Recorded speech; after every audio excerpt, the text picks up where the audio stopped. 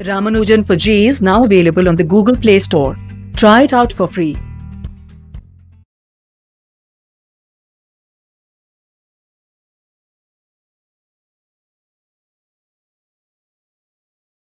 Hello students, good morning. So today we are going to start a new chapter, chemical kinetics.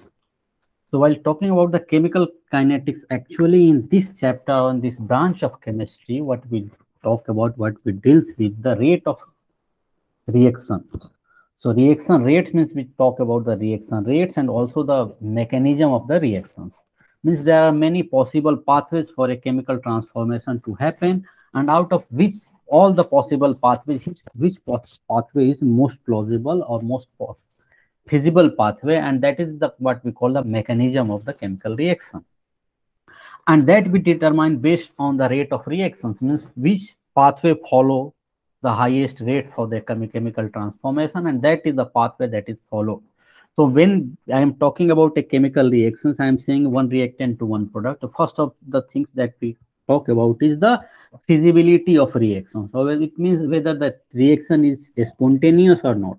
And that thing we get from the thermodynamics. That information we get means we calculate delta G, and value of delta G, if it is negative, if it is less than 0, then we can say that this reaction is spontaneous, means this reaction is feasible in the given direction. And even if you know that a reaction, chemical reaction is possible in the given direction, it doesn't mean this reaction will actually take place at the given condition. Because as we know, every reaction is associated with a certain reaction barrier. And why these barriers are there? Because in what we know in chemistry, we deal with the rearrangement, actually the rearrangement of bonds. Old set of bonds are broken between reactant molecules and a new set of bonds are being formed, and so we get a new product or the new set of new products, and the chemical reactant or reactants, one reactant or many reactants, more than one species are involved. So their rearrangement, their bonds are broken, old bonds broken, new bonds are formed. And what we know also that if there is a bond, there is certain stability, and if you want to break that bond, so you have to provide that breaking that bond is that's not that easy. And to break that bond, you have to cross certain, you have to provide that energy as well. And that energy, what we call it, associated with the barrier of a chemical reaction.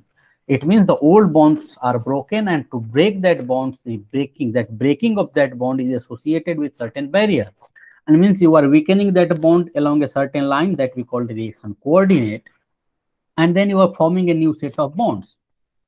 And the weakening of bond and forming a new set of bond and forming a new set of bond, it will be associated with the stabilization of the system. However, weakening of that bond will be initially associated with the, so that will be associated with the destabilization of the system. So initially the old bonds were stable, and the new interaction has just started because the molecules are initially, the reactants are farther. So new interaction has just started. So initially you see a barrier there. And once this barrier is crossed, the reaction takes place very easily.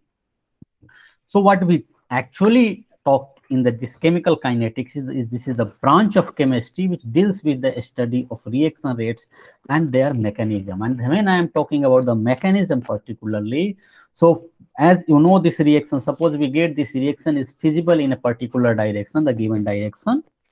Once we know, so from going one set of reactants to the product, there are many possible pathways. The reactants will orient in certain direction. In the given directions, there is one intermediate to a second intermediate. There could be many possible intermediates depending on the type of reactants and their interactions as well. And every step of the reaction, because intermediates I am saying, so each intermediate is associated with one step. So every step will have certain barrier, because some rearrangement in every step, some rearrangement of bonds will happen. And rearrangement of bond doesn't mean rearrangement of bond within only one molecule. Rearrangement of bonds can happen between two different molecules. For example, if I say H2 plus O2 gives water molecule, so what we see, the bonds between hydrogen and oxygen are broken. The HH bond in the H2 is broken, and O bond of oxygen are broken, and two bonds between O and OH are formed. So this is the kind of also the arrangement of the bonds. The old bonds were between two hydrogen atoms and two oxygen atoms, and when these two bonds are broken and two new bonds between hydrogen and oxygen are formed, so this way what we see, to break those hydrogen and oxygen bonds, we have to provide certain energy, and that energy actually causes a barrier for this reaction to happen, and that barrier we call the kinetic barrier or the reaction barrier.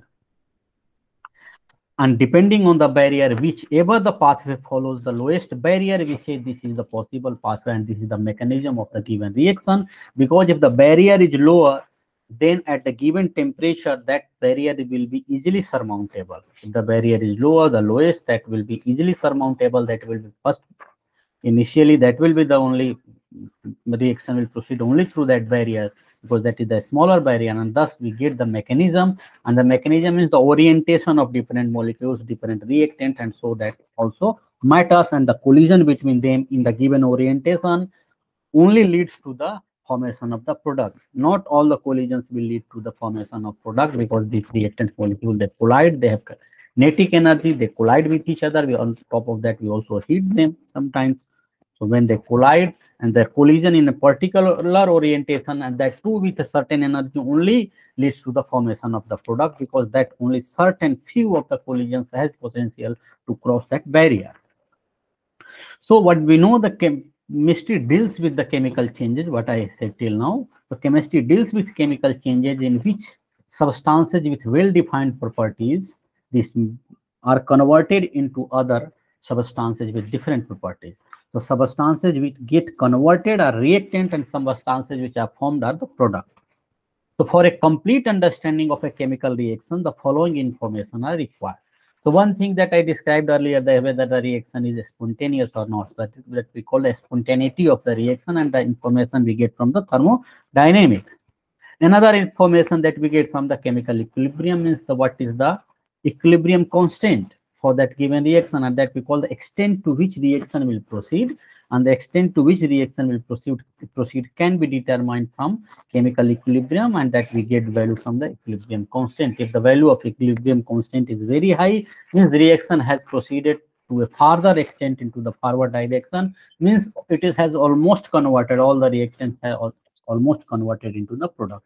If the equilibrium constant value is very low, in the power of 10 to the power minus something, it means the reactants are not going into the particular direction, only to a certain, the fractional extent the reaction has proceeded into the forward direction. And the third information that is required to us to understand, to have a complete understanding of chemical reaction, is the speed of the reaction. The speed of the reaction, that we also call the rate of the reaction. So that is what the time taken by a reaction to reach the equilibrium. So what we know, if the reactants, we start with certain set of reactants, the reaction will reach after a certain time to the equilibrium. So what amount of time it will take to reach the equilibrium is actually determines the rate of the reaction. If a reaction takes only a small time, a very small amount of time to reach the equilibrium, means the rate of reaction is very high. But if it takes very large time, it means the rate of reaction is very slow. For example, if you look at the conversion of diamond to graphite, we know this process is thermodynamically spontaneous, feasible in that direction, diamond to graphite. But if you look the diamond in your jewelry, you don't see any conversion there, although this reaction is feasible in the forward direction, because this reaction is so slow that we do not observe any changes in that. And another example is simply the formation of AgCl. If you just add AgNO3, which is a solution of silver nitrate and a solution of NaCl, and you mix these two solutions, you will see immediately the formation of AgCl, the precipitate of AgCl. The ionic reactions usually are very fast. So in the just a few seconds, this precipitate will be formed, and so we'll see the product. So depending on what amount of the time will be required to reach the equilibrium, it defines the speed of the reaction or the rate of the reaction. To understand whether a reaction will take place in particular direction, also and also what I said, the mechanism, because mechanism is associated with the lowest pathway with the lowest barrier, means to go from one reactant to one product, there could be many possible pathways. The pathways with the lowest barriers is the we follow, that is what is followed by the reactants to get converted into the product, and that mechanism, that pathway we call the mechanism of that particular reaction. And this mechanism we mostly study in organic chemistry. Some mechanism we also studied in inorganic chemistry. In physical chemistry, you know, we basically study the rules or the principles which actually help us understand what kind of chemical transformation is happening, and then many other things like chemical kinetics, rate of reactions. If we are studying rate of reactions, we are studying certain principles which help us to understand the chemical transformation. But the real thing in the chemistry is the chemical transformation, and that is how the chemistry is also defined. So again, I'll repeat this point. For a complete understanding of a chemical reaction, the following information are required. First is the feasibility of a chemical reaction, which can be predicted by thermodynamics. As you know that a reaction with delta G less than 0 at constant temperature and pressure is feasible. The second point is extent to which reaction will proceed, and it can be determined from chemical equilibrium or equilibrium constant. And the third is the rate of reaction, that is time taken by a reaction to reach equilibrium. Thus, along with feasibility and extent, it is equally important to know the rate and the factors controlling the rate of chemical reaction for its complete understanding. So in the chemical kinetics, we also understood, because we are studying about the rate of the chemical transformation. So what factors actually governs the rate of chemical transformation or the chemical reaction, that we also study in chemical kinetics. For example, if you take the which parameters determine as to how rapidly food gets spoiled. So what are the factors that actually, if you see the food gets easily spoiled or very fast, particularly in the rainy season? The temperature and the moisture is the conditions which make that this spoiling, this chemical transformation that happens in the that is very fast. If there even this reaction, the food gets spoiled very slowly in the winter season, because the temperature is lower particularly. And so these conditions, what are these conditions? That so are the parameters, the factors determined as to how rapidly food gets spoiled. Because in the spoiling of food also, there are many chemical transformations that happens. If the chemical transformations do not happen, food will not be cooked even. The raw food will still be uncooked, and even the cooked food will not be spoiled. So there are many chemical transformations which happens in the cooking of the food and even the spoiling of the food. So how to design a rapidly setting materials for dental filling? So if you have a problem in your teeth and you go to a doctor, so some people go for the dental filling. So we provide certain materials which easily get solidified there in that cavity, and so that dental filling. So how to design a rapidly setting material for dental filling? That is also a course of to understand in the chemical kinetics, the part of understanding the chemical kinetics, or what controls the rate at which fuel burns in an auto vehicle. So the rate at which the fuel burns in the auto vehicle, if that rate is very slow, so accelerator will not work that fast. So that, or what controls the rate at which fuel burns in an auto vehicle, is also a part of chemical kinetics. Means there are many things that we can understand using the laws of chemical kinetics, because all the chemical transformations that we see, in most of the cases chemical transformations are happening, and the rate at which the chemical transformation happens we studied in chemical kinetics. So all the questions that we have seen are answered by the branch of chemistry which deals with the study of reaction rates, and their mechanism is called chemical kinetics. The word kinetics is derived from the Greek word kinesis, meaning the movement. So thermodynamics tells only about the feasibility of a reaction and the spontaneity of the reaction, which provides only a partial understanding about a chemical transformation. As I said, if someone says that this reaction is feasible in a particular given direction, it doesn't mean this reaction will happen spontaneously or on its own. It will not, because every reaction is associated with a certain barrier, and thermodynamics doesn't talk about the reaction barriers. So we need to also have the information about the rate of a reaction to fully understand whether or not the given chemical transformation will take place under the given condition. For example, thermodynamic data indicate that diamond shall convert to graphite, but in reality the conversion rate is so slow that the change is not perceptible at all. Kinetic studies not only help us to determine the speed or a rate of a chemical reaction, but also describes the conditions by which the reaction rates can be altered.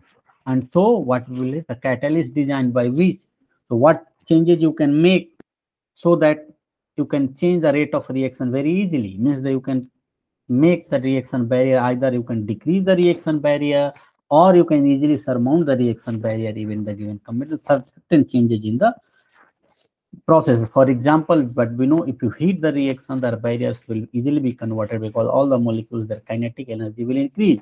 So even if the barrier is not changed, but the many of the molecules will have the potential to cross that reaction barrier. So the effective collisions will increase, what we call the effective collisions. So number of effective collisions or the rate of effective collisions will increase, so rate of reaction increases. Another example is to decrease the barrier using catalyst. So another factor. So you use certain molecules, certain kind of chemical substances which will decrease the barrier for a chemical transformation. So these are the factors, the parameters we also study in chemical kinetics, which actually affect the rate of the reaction. And by that we can also find sometimes the mechanism is also changed by changing the factors of the reaction. So at the macroscopic domain, so what will the factors such as concentration, temperature, pressure, and catalyst affect the rate of reaction? At the macroscopic domain, means in which we can see in the world, we are interested in the amounts reacted or the formed and the rates of their consumption or the formation. So what we can actually perceive and see is by what rate the amount of the reactant is actually consumed or the amount of products are being formed, or the what amount of reactant I have taken and or the what number of moles of reactants I have taken and what number of the product is being formed, the yield of the reaction. So at the molecular level, however, the reaction mechanism involving orientation and energy of molecules undergoing collision. So as I said earlier, the orientation of the molecules also matters. And in that orientation, suppose in certain orientation, if molecules collide and keep colliding even with whatever energy, in that certain orientation reaction will never take place. However, in certain orientation, even with the certain amount, even with the low frequency and lower amount of kinetic energy, if that collision happens, you see the conversion of the reaction. So orientation of reactant molecules also matters, and also with what energy they are colliding. Reactant molecules, this also matters. So that molecular level, to understand the chemical kinetics, we have to also understand the orientation of the reactants and also the energy with which, means the kinetic energy with which they actually collide with each other. So in this unit, the chemical kinetics, we shall study about the average and instantaneous rate of reaction. So average rate and instantaneous rate, you can have similar analogy with the average velocity and the instantaneous velocity, or the average speed and the instantaneous speed. You can have similar, and the factors affecting these. Some elementary ideas about the collision theory of reaction rates will also be discussed. As I said, the reactant molecules, they collide. This is what we call the collision theory. So we will also have some idea. We'll also study about the basic idea of the collision theory of reaction rates as well. Let us now first study about the rate of a chemical reaction. So some reactions, as I said, such as ionic reactions, occurs very fast. For example, precipitation of silver chloride occurs instantaneously by mixing of aqueous solutions of silver nitrate and sodium chloride. Some reactions are very slow. For example, rusting of iron in the presence of air and moisture. You see the rusting, it happens in months, sometimes years also it takes years for the rusting of iron. So this rusting of iron is a very slow process, and that is actually very good for us. And some reactions proceed with the moderate speed. For example, inversion of sugar, the sucrose, or the hydrolysis of a starch. This hydrolysis of a starch also happens in our stomach and our alimentary canal. So the hydrolysis from that starch, if we get glucose, and that from that glucose or the oxidation of glucose, we get energy. And that energy actually is produced in the process of respiration. So velocity or the speed of a vehicle, we know what is the velocity of a vehicle. It is a change in position in a unit time. The change in position of a vehicle in a unit time is the velocity, and the speed is how speed of a vehicle is defined. It is the change, it is the distance covered by a vehicle in a unit time. So whatever the unit time, whatever distance it, or any time, a given interval of time, you can say that distance is average the speed in a given interval of time, whatever change that happens is what is a speed.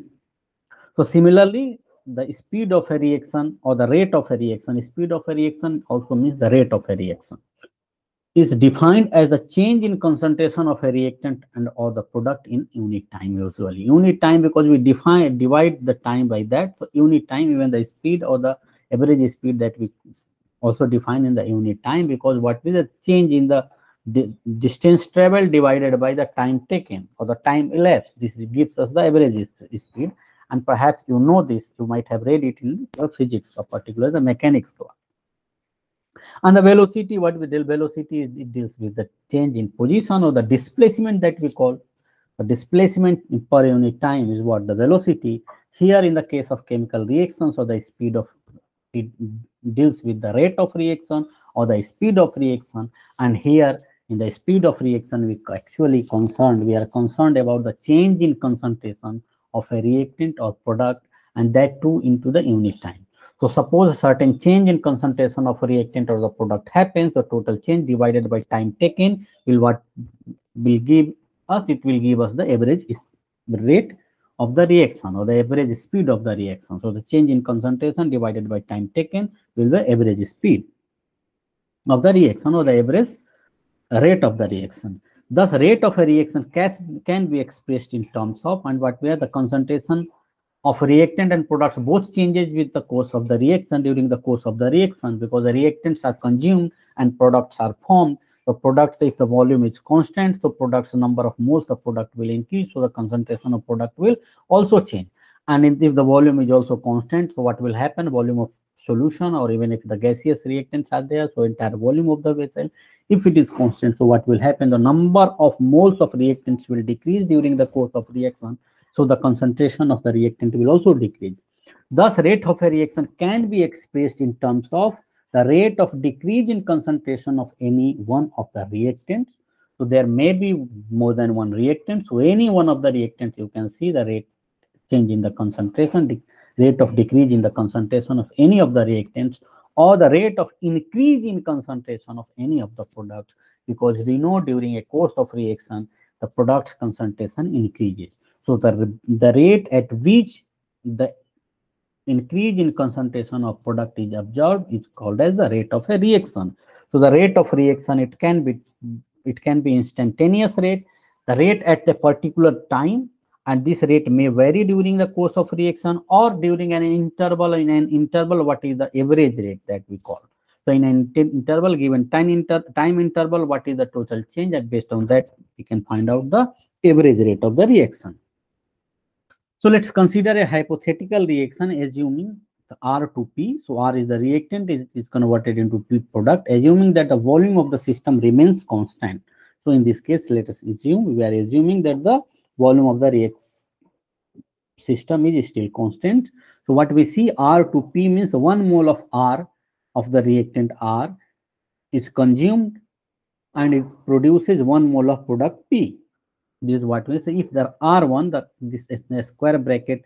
Usually in a square bracket, R means the concentration of R. 1 means at a time T1, and P1 is in a square bracket P1. So the concentration of P at the time T1 are the concentration of reactant R and product P respectively at time T1, as I said here, and R2 and P2.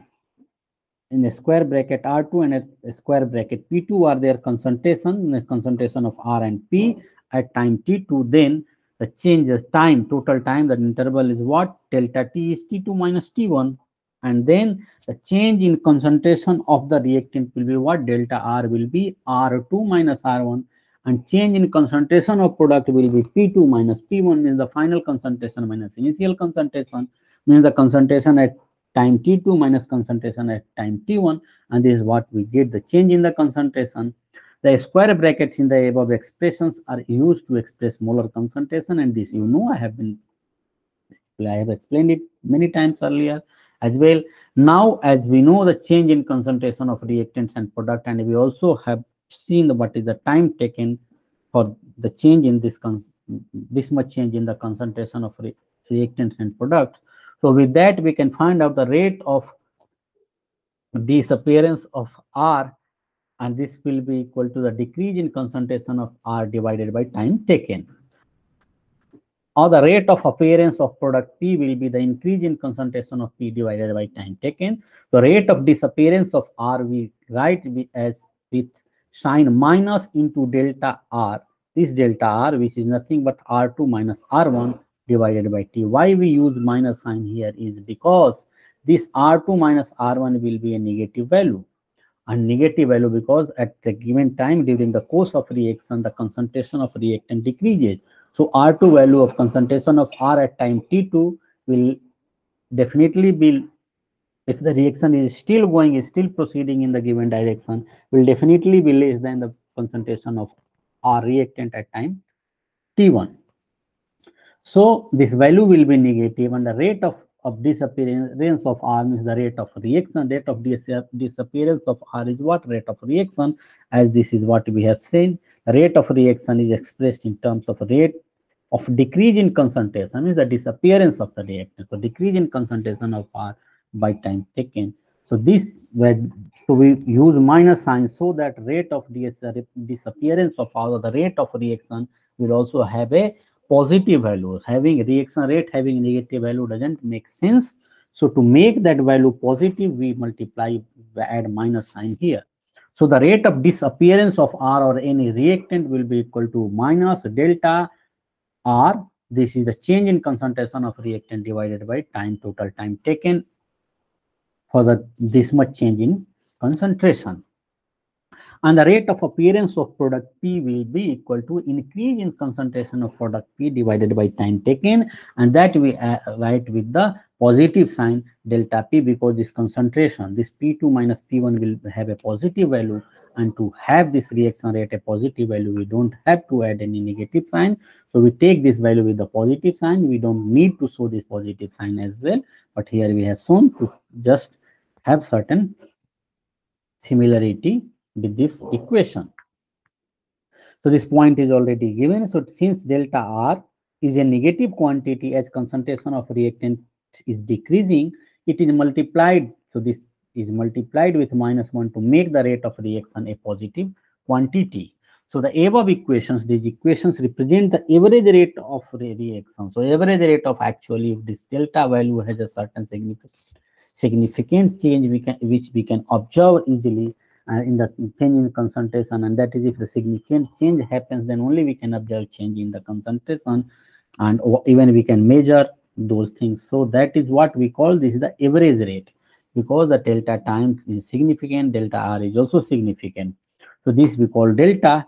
So the above equation represents average rate of reaction, or R average. So what we can write is R average. Average will be equal to minus delta R by delta T, and that will be equal to delta P by delta T, or delta concentration of P divided by delta T.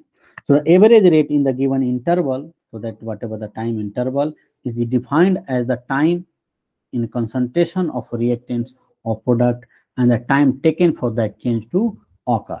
So again, so average rate in a given time interval, I should write here, given time interval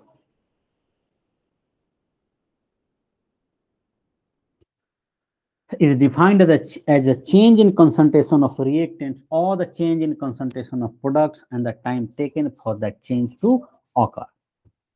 The unit of rate of a reaction is what we can see. Unit, we can easily find out the rate of this is concentration. A change in concentration will also have the same unit, that means that will have the unit of concentration divided by the unit of time. So concentration per unit time will be the unit of the reaction, rate of the reaction. If the concentration is represented in terms of mole per liter, then concentration in mole per liter per unit time, and if the time is represented in seconds, so unit of the rate of reaction will be mole per liter per second. This is the most commonly used unit in the chemistry for the rate of reaction. The rate of reaction, the most commonly used unit is mole per liter per second. However, this is the concentration per unit time. Sometimes for gaseous reactions, what happens, we represent concentration in terms of the partial pressure, and the partial pressure, we know the pressure has a certain unit of the pressure, partial pressure has a unit of pressure, so the concentration will have the unit of pressure, and if the unit of pressure is atmosphere and unit of time is second, so the rate of reaction will have a unit atmosphere per second. So atmosphere per second, atmosphere is the unit of the pressure, or if the unit of pressure is Pascal or torr, whatever, based on that, and the unit of time, whatever we define, it depends on the type of question that you are dealing with. You can write the rate unit for the rate of the reaction, and you can derive that unit from this formula. This formula you should remember, and this is the rate of change in concentration, nothing but rate of change in concentration of a reactant, and this is the rate of change in concentration of the product. Now let us see this graph.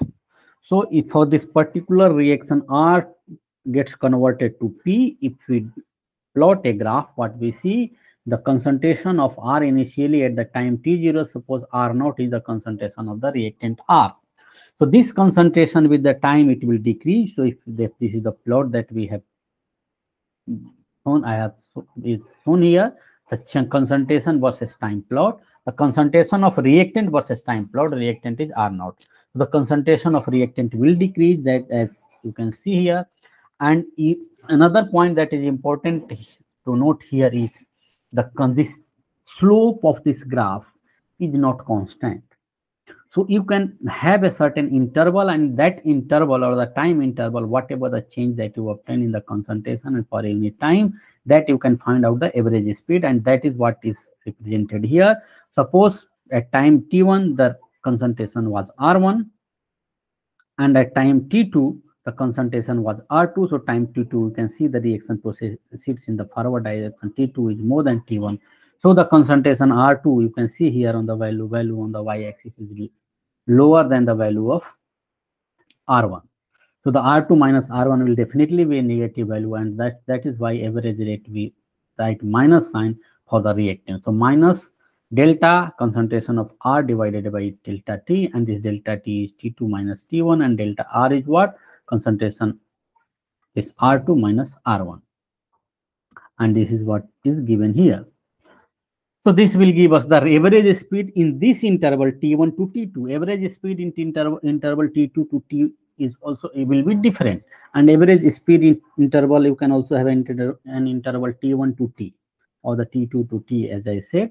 So in all these intervals you will see there will be different average speed. Because why the average speed is changing? Because you can see that the slope is not, for this graph, is not constant. If the slope of this graph was constant, you could have seen average speed and the instantaneous speed is constant, or the average speed in all the time intervals is constant. However, average speed in all the time intervals are not constant. It means the slope of this graph is changing, and the slope of this graph is changing. It means the instantaneous rate at any given instant will be different than the average rate of the reaction. So the instantaneous rate, how will we define the instantaneous rate of a reaction? So let's see, we have to find out the instantaneous rate of a reaction at time T.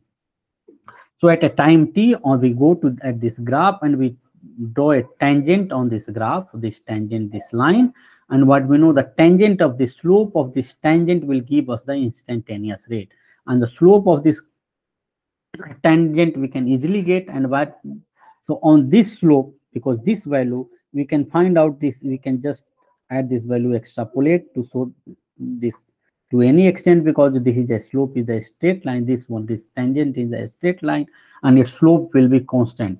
You can take any value from this time interval, these two time intervals, or this time interval to this time interval, any time interval you can take, and slope will be constant.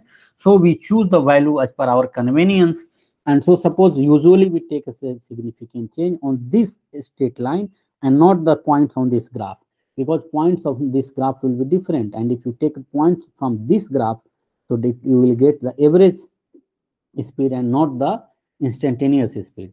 So at this time, you can see this point the time t is here, and this point some time is here, and at this point the concentration will be this, and this point, this one, not this point, whatever the concentration, with that you can get, using those concentration and the corresponding time value, you can get the instantaneous rate. So this is what instantaneous rate is. Instantaneous rate is what also defined if this delta on, if the want to take the value on the graph, this delta value is so small.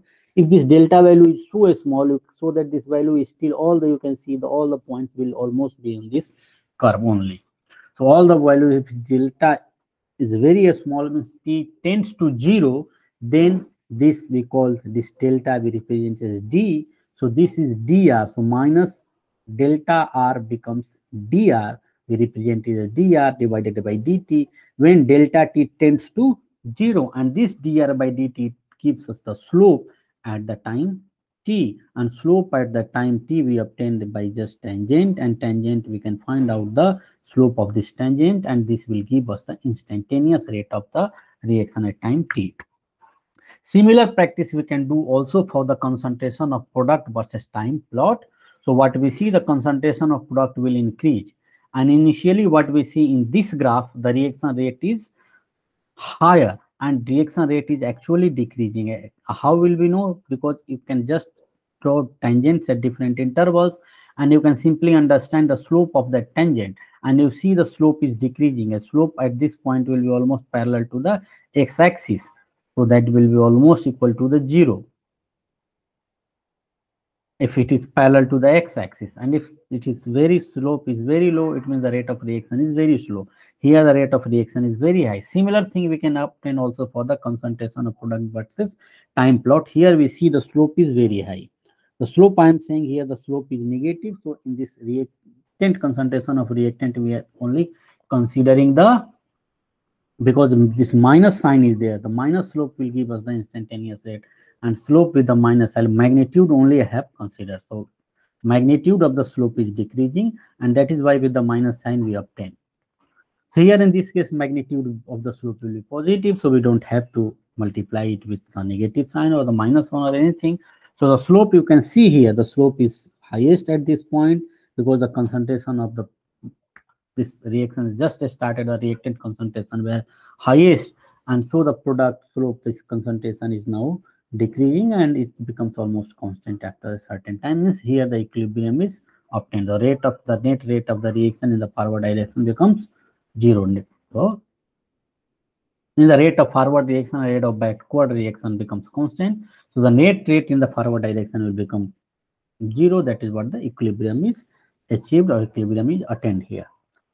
So what we see, the average rate in this case, always also we can find out an average rate whatever the method we use. This graph or this graph, you will get the same value for the average rate of the reaction. And here again the t1, the time t1 and time t2. At time t1 you can see the concentration is p1, and time t2 the concentration is p2, and the p2 minus p1 you can see the some positive value will be there, so delta p, and this time is delta t, time interval delta t, and this time interval if it is delta t. So what can we do is the average rate of reaction, average rate will be equal to delta p, and delta p is what? Concentration at time t2, the p2 minus t1, concentration p1 divided by t2 minus t1. This will give us the average rate.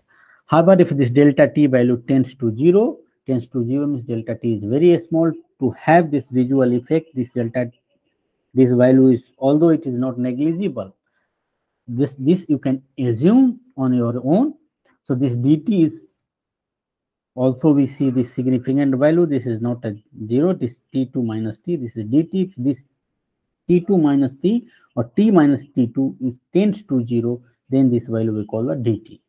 Tends to 0, understand? And that means if you have to calculate the instantaneous rate at a given time, so what will you do? Again, even in this graph, concentration of product versus time graph, you will have to draw a tangent on this curve, and that then you have to find out the slope of this curve. And this slope, you remember, this is whether it is for delta dt, this is small dt, and this dt is for on this curve. You can see this dt is on the curve.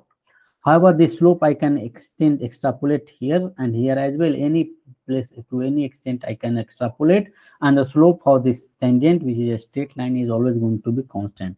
So any value of product concentration, depending on our convenience from this graph, on the values on the y-axis and a value on the x-axis, we can take to calculate the instantaneous rate of the slope of the reaction. Because slope will, remember, the slope is constant. So if I am extrapolating here, so suppose this is the time, suppose t3, this is the time t3, so corresponding value will get this value, and this value will not be in the graph. You can see this value for the concentration. And here, if I take up, if you can extrapolate, you can keep it up to here, this interval, and any time, or even you can keep, you can keep extrapolating it up to time t1. So the time t1, the t1 and t3, you can consider the corresponding concentration will be here. So slope at the given time you can find out. Let us now take this question and try to understand the rate of reaction by solving this question. So from the concentration of butyl chloride at different times given below, butyl chloride is what? The C4H9Cl that we know. Calculate the average rate of reaction. So the reaction is given C4H9Cl, which is butyl chloride, plus H2O gives C4H9OH plus HCl. If you see this reaction carefully, what we see, this is a substitution reaction. So substitution reaction is what type of substitution reaction? Since chlorine is substituted by the OH group, and this OH group comes from this water. So water, actually hydrolysis of this water happens, this group happens a kind of, and in this hydrolysis one OH group comes here, and the H plus that will be there, it will go with the Cl minus, so this HCl formation is happening. It means water can be broken into OH minus, and H plus OH minus replaces this chlorine, it substituted chlorine and becomes C4H9OH, and H plus that is there with this equals here. And usually in organic chemistry, this reaction we see with the as the attack of the lone pair of the water. Initially, lone pair of water attack at this this electrophilic center of the carbon, wherever whichever carbon this chlorine is associated, there will be partial positive charge because chlorine is highly electronegative atom, so there will be partial positive charge, so that center will be electrophilic center, and a nucleophile means any species which is having high electron density or having a lone pair or the pi electrons can attack there, and so the reaction will happen. This thing we will see in organic chemistry in a detail. So this reaction during different intervals of time, this given the concentration of the reactant is given, means the butyl chloride is given.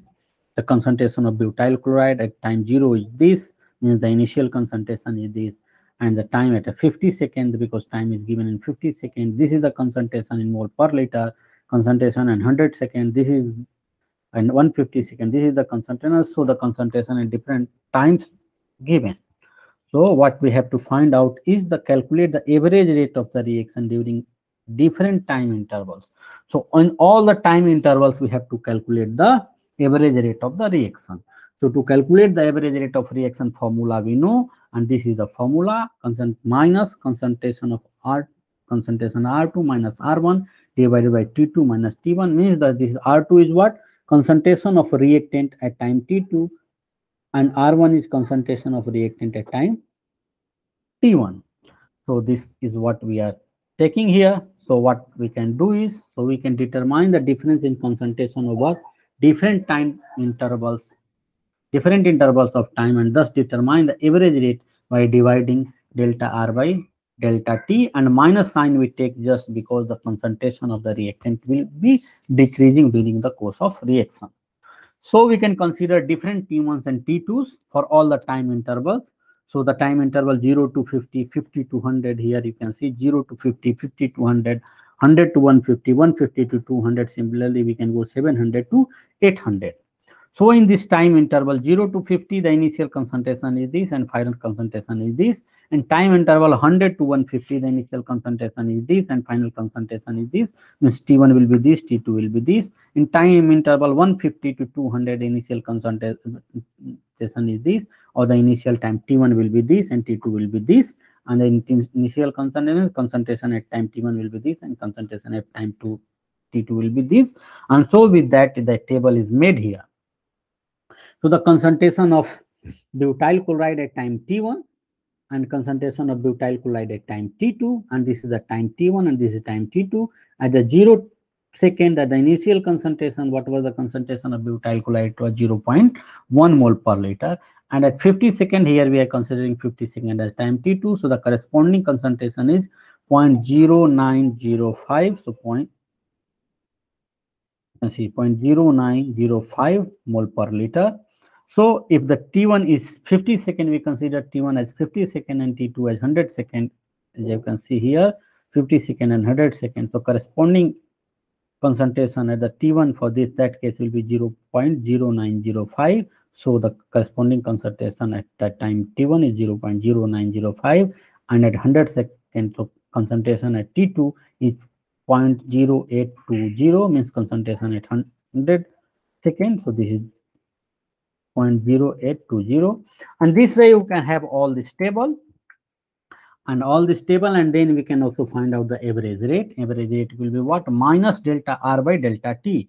So minus value is here. So delta R is means the concentration of butyl chloride at time T2, means at this interval, minus concentration of this butyl chloride at time T1, means this minus this, this minus this, this minus this, divided by T2 minus T1. So this minus this, this minus this correspondingly. And this value that is represented in this table is also whatever the value we obtain. If we multiply that value with 10 to the power 4, so that value is represented here, it's shown here in this column of the table. So the average, actually here we are showing in this column as average rate into 10 to the power 4 mole per liter per second. The average rate actually will be what? This value into 10 to the power minus 4, because average rate into 10 to the power 4 is 1.9 for this interval. So average rate will be 1.9 into 10 to the power minus 4 mole per liter per second. Because this is the numerical value, so unit is not going to change. So average unit is this. And thus actually, so this value we have calculated and multiplied with 10 to the power 4 to get this value. So 1.9, 1.7 in this interval. So what will happen for this interval? Let us see this interval. So the concentration, final concentration is what? 0.0549 minus 0. Initial concentration 0.671, with the minus sign is already taken. We have to multiply it with the minus 1 here, minus sign, divided by T2. T2 is what? 200 minus 150. This is the positive value, and that we get like this. So you can do similar practice for all the intervals by your own, and so you can also get the practice and you'll get a better feeling of such problems as well. So what we can see here is the average rate. We see that in the different time intervals, average rate is decreasing continuously. So it is from 1.9 into 10 to the power minus 4, the average rate actually decreases to 1.7 to 10 to the power minus 4, and it goes up to 0.4 into 10 to the power minus 4 mole per liter per second. So you can see that the average rate falls from 1.9 into 10 to the power minus 4 mole per liter per second to 0.4 into 10 to the power minus 4 mole per liter per second. So average rate in all the intervals, we also see the changes. So like suppose in this interval, from this to this interval, average rate will be different. From this to this interval, average rate will be different. This to this interval, average rate will be different. This to this interval, average rate will be different. You can see the average rate is changing for the similar thing we see for the butyl chloride as well. So however, average rate cannot be used to predict the rate of a reaction at a particular instant, as it would be constant for the time interval for which it is calculated. So average rate that we consider it is constant for the time interval that we have taken to calculate the average rate. So in that time interval, average rate is constant. However, instantaneous rate at each time instant can change. For example, in this interval T1 to T2, we can see the average rate. Whatever the average rate, we multiply that with the time, we see the concentration, overall change in the concentration. But what we see in the reality is that average, the instantaneous rate, it is different here, that slope here and the slope that we draw here. For this tangent, slope we draw here. For this tangent, for at each point the tangent, the slope of the tangent is changing, so the spontaneous rate is changing, but it's still with the change in the spontaneous rate. In the average rate we can calculate, and average rate actually means in the given time interval, one can assume that the rate of the reaction in the given time interval is constant. However, in reality it is not constant, because the instantaneous rate is keep changing, and this is because the slope of this graph is changing. So to express the rate at a particular moment of time, we determine the instantaneous rate. So instantaneous rate is obtained when we consider the average rate at the smallest time interval, say dt, the smallest time interval dt, which represents when delta t approaches to 0. When delta t approaches to 0, it almost close to 0, then we call delta t as dt in that limit, even delta t approaches to 0. So the average rate formula, we know the R average is minus delta R divided by delta T, or is equal to delta P, concentration of product, divided by delta T. As delta T approaches to 0, it tends to 0. So R average is defined as R instantaneous, and this D delta value we now define as D and D. So this will become, the R instantaneous will be equal to minus D concentration of R divided by dt, or this will be equal to D concentration of P divided by dt, and this is how the instantaneous rate is defined. And in the practically we calculate the way I have it explained here. Then a given time interval, any time interval on this slope, we try to find out the slope of this curve, and if it is slope on the reactant versus time plot, so we have to multiply that slope with the -1 to get the instantaneous rate. But if it is the slope of the product versus time graph, then the slope will directly give us the instantaneous rate. We'll see this again here. So for this particular example, if you draw a graph for the concentration of butyl chloride versus time plot. So the concentration of butyl chloride versus time plot, if you plot a graph, this graph, so what we see at the different time intervals, different concentrations, experimental concentrations are there, and we just accordingly plot a graph. And suppose we have to calculate the instantaneous rate, suppose at the 600 seconds. The 600 seconds, if we have to calculate the instantaneous rate, so we'll draw a tangent, and that tangent we can write that tangent line can have any length, and any length, and since this tangent line will have same slope at any point, so any interval on this line we can consider on this tangent line to find out the slope at each point, that will be constant. The tangent here will be the slope, here will be the same on this tangent line, slope here will be the same. So what can we do? We can simply calculate, for our convenience, we can consider the time interval 400 to 800 seconds. So 400 to 800 seconds, so concentration, the corresponding concentration at 800 seconds on this tangent line will be this value. This value will come here. And the corresponding value, concentration value, that will be there for this tangent line here will be something like this, will be around 0.037. So this value will be this. The value on this graph we don't take, because if we take the value on this graph, the slope of this graph is changing, but slope of this tangent is not changing. So for the tangent, the corresponding value, this value at 400 seconds, but we take this value, it will be slightly little lower than this, and here this value we take, it will be around 0.0165 mole per liter. So to calculate the instantaneous rate at the 600 seconds, so instantaneous rate can be determined graphically by drawing a tangent at time t on either of the curves for the concentration of the reactant or the concentration of product versus time plot. So the concentration of reactant versus time plot, or the concentration of product versus time plot, both the plot we can use to find out the instantaneous rate. In this question, the concentration of reactant is only given, so the concentration of reactant versus time plot only we can draw.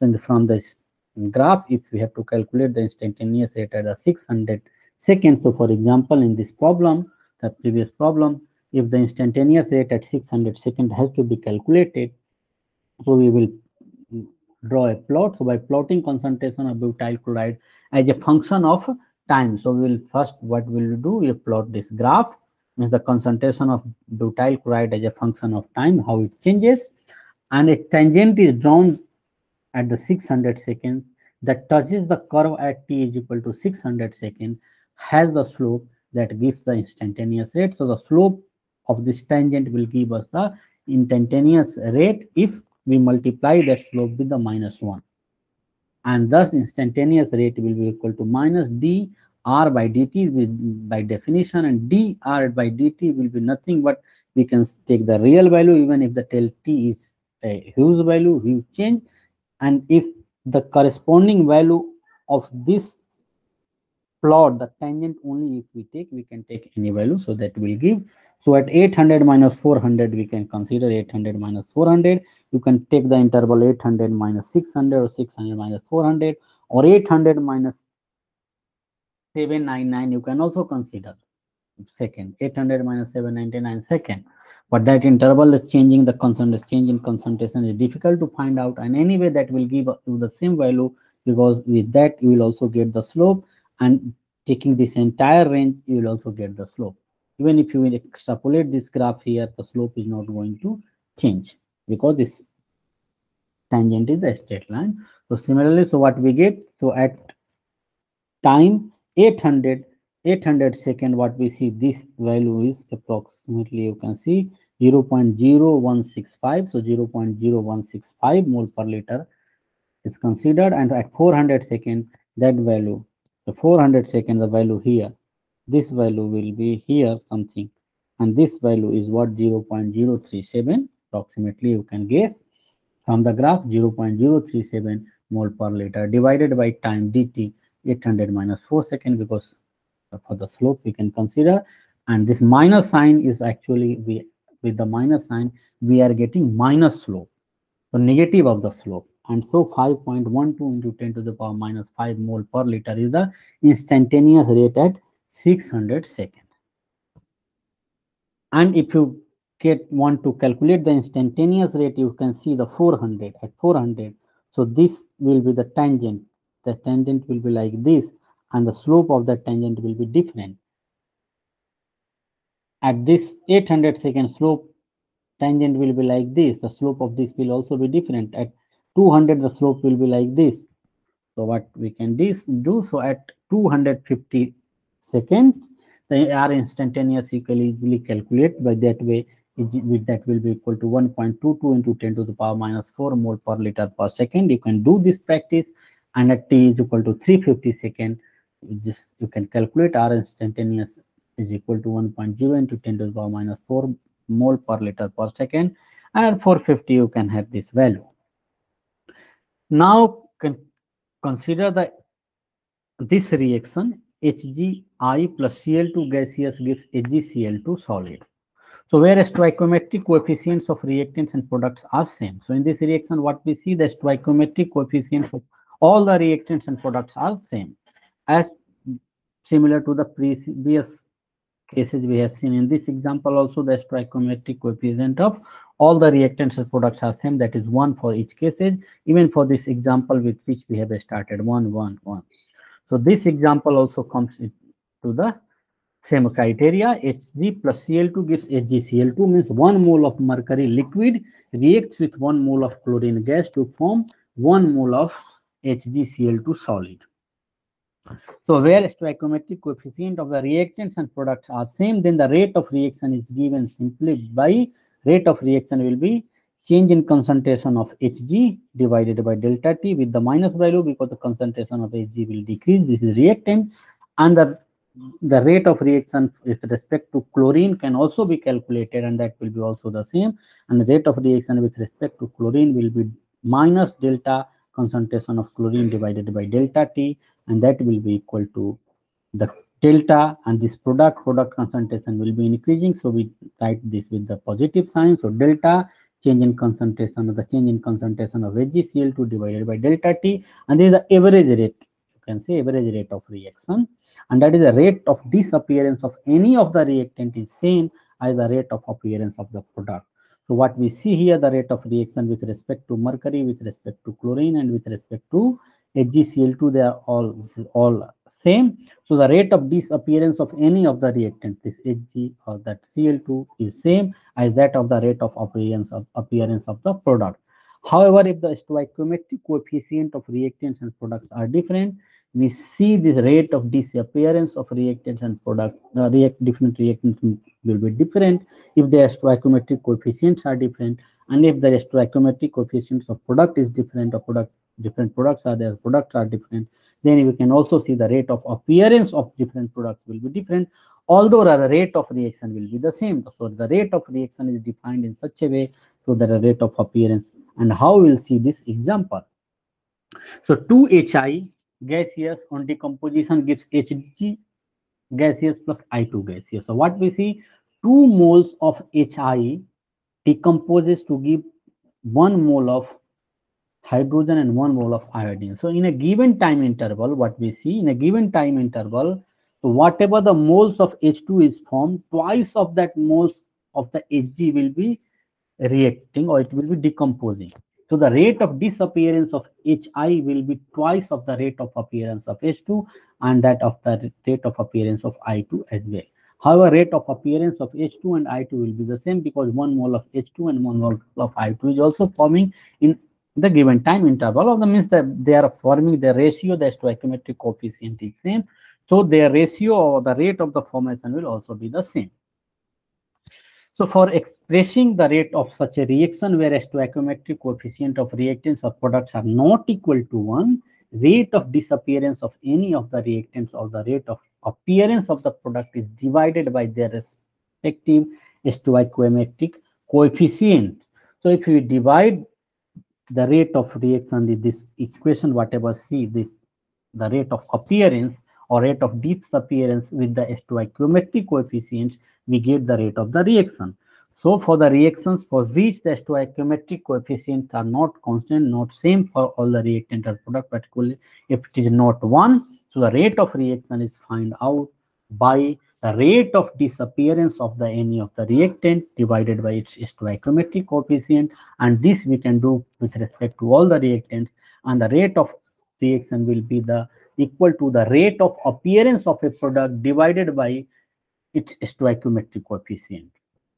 So for example, since the rate of consumption of Hi is twice the rate of formation of H2 or I2 in this reaction, this equation, to make them equal, the rate term, the delta Hi in the rate equation is divided by 2. The rate of this reaction is thus given by minus delta rate of appearance of Hi. So disappearance of Hi is what? Delta Hi by delta T, and if I divide 1 by 2, 2 is the stoichiometric coefficient. So that rate of disappearance of Hi divided by 2 gives us the rate of reaction, and that will be equal to rate of appearance of H2, and that is what? Delta concentration of H2 by delta T divided by 1, because the stoichiometric coefficient of H2 is 1, and that will be also equal to delta concentration of I2 divided by delta T divided by 1, because the stoichiometric coefficient for I2 is 1. Similar thing you can see here, because the stoichiometric coefficients are 1, 1, 1 in all the cases, you divide it by 1, has no change, so we have not shown here. Now if you have a reaction of this kind, so 5Br minus aqueous reacts with the BrO3 aqueous in presence of acidic medium where the 6H plus aqueous, and to give 3Br2 aqueous plus 3H2O liquid, then the rate of reaction we can define. The rate of reaction will be the rate of disappearance of Br minus divided by stoichiometric coefficient of Br minus. So the rate of disappearance of Br minus will be delta Br minus divided by delta T and divided by 5, and since it is disappearing, so minus sign is here. That will be equal to the rate of disappearance of Br O3 minus divided by delta T, and this stoichiometric coefficient is not shown here because it is 1. So what does it mean? 5 Br minus reacts with 1 BrO3. So by the time one molecule of, or the 1 mole of BrO3 will be consumed, 5 moles of Br minus will be consumed. So the rate of reaction, if you just rate of disappearance of Br minus, will be different than the rate of disappearance of BrO3 minus. But the rate of reaction cannot be different because the reaction is the same, one reaction. So the rate of reaction is defined in this way. And that will be equal to rate of disappearance of H plus, which will be given by minus delta H plus divided by delta T divided by stoichiometric coefficient of H plus, that is 6. So minus 1 by 6 delta H by delta T. And that we get the rate of appearance of Br2 that we obtained by B delta Br2 by delta T divided by 1 by 3, which is the stoichiometric coefficient. 3 is the stoichiometric coefficient of bromine. It gives, so rate of appearance of H2O, water, and rate of appearance of water is delta H2O by delta T divided by 1 by 3, which is the stoichiometric coefficient of the water in this given reaction. And so the rate of appearance or rate of appearance of Br2 will be equal to rate of reaction into 3. You can see from this equation, in this equation, what will the rate of disappearance of Br minus will be equal to rate of reaction into 5. Rate of disappearance of BrO3 minus will be equal to the rate of reaction. Because this Br2O3, this is the rate of disappearance of BrO3 minus. Rate of disappearance of H plus is what this term, and that will be equal to 6 times of the rate of the reaction. Rate of appearance of water, and that is this delta H2 by delta T, will be equal to 3 times of the rate of the reaction. So for a gaseous reaction at a constant temperature, the concentration is directly proportional to the partial pressure of the species. This I have said earlier. And how it is, so this equation we know for the ideal gas law, from the ideal gas law, the PV is equal to nRT. So if part we can write P is equal to N by VRT. So this V will go here in denominator, and N by V we know is the concentration involved per liter. If the volume is in the liter, so this is the concentration. So this P is proportional to R, and T are constant if that at the constant temperature. So the concentration is proportional to P. So or we can write C, concentration is equal to P by R. So concentration is proportional to P. Hence the rate can also be expressed as rate of change in partial pressure of the reactant or the product if the reactant and products are gaseous. So there we use partial pressure for the reactants and products. We will see numerical problems and the other important points in our coming class. Next class, I'll stop here.